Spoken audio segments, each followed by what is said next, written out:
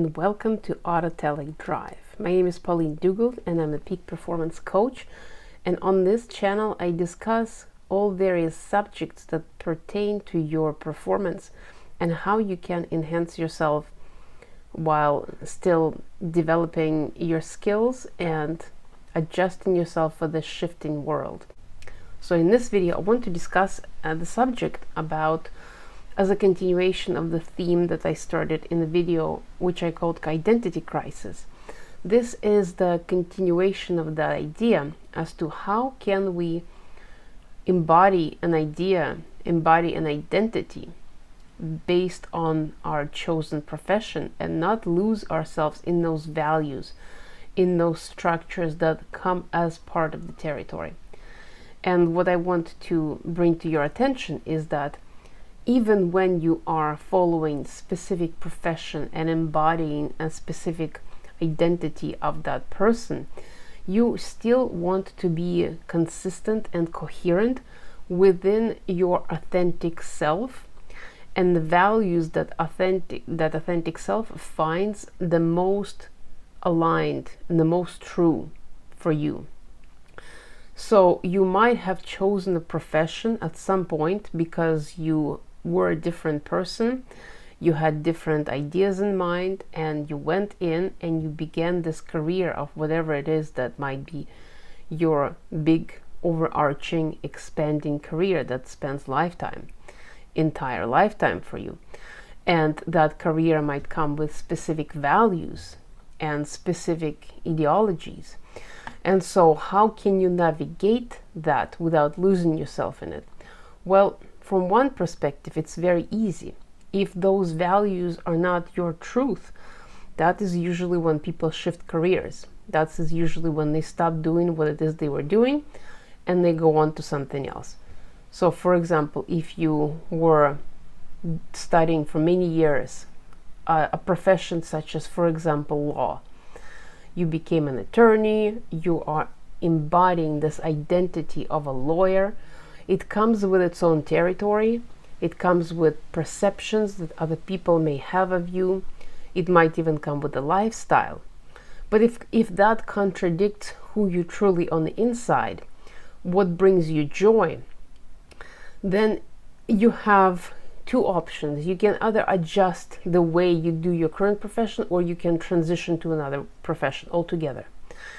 But losing yourself in that identity means that you give all the power to that structure. An identity is not a permanent structure. It is an illusionary kind of framework that your personality takes on for the time being in order to perform within the realm of your sphere of wherever you are. And so, for example, another identity, parent.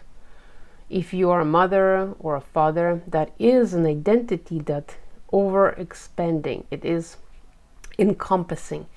It can very easily take over your entire life and your entire existence, and your children would be your sole focus of your life. However, there are other parts of you as well simultaneously.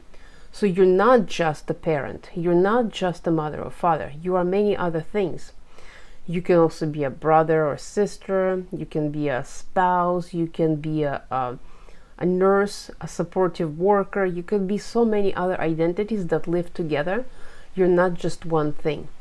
And those aspects of you interact with themselves.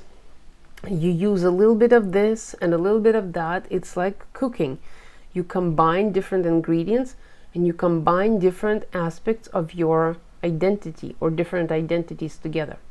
So the way not to lose yourself in them is to keep balance and stay grounded, which means understanding rationally and as objectively as you can who you are supposed to be in each moment.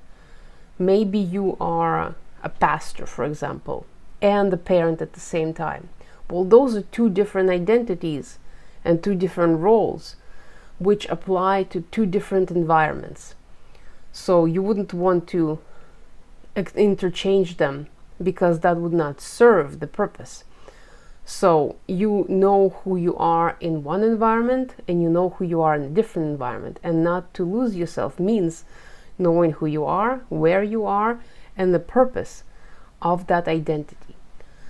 So knowing the reason and the purpose is one of the key elements of not losing yourself, staying grounded, staying centered.